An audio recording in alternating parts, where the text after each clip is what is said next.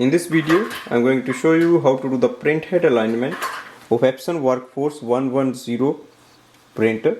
Now the first step is to load the paper in the paper tray.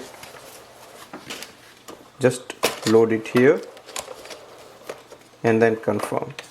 Now go to the printer display panel, click on the menu, press OK, scroll head, select maintenance, again scroll head and click on the head alignment and press OK.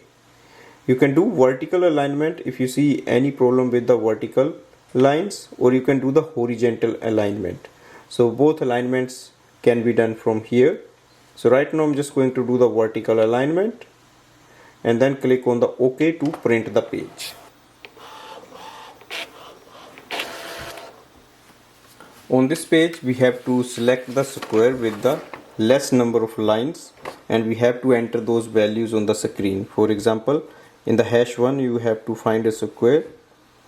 We can see the number 2 has no lines, so we just have to go to the display panel, press OK to start it, select number, so that is #2 and press OK.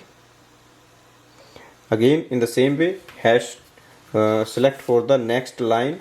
So all the 4 lines you have to select the correct box and press OK.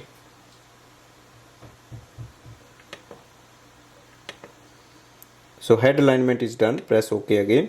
If you want to do the alignment to the horizontal lines, you can do that as well. This will improve the print quality and it will start printing clearly. So that's the way we can do the print head alignment of the printer. Thanks for watching.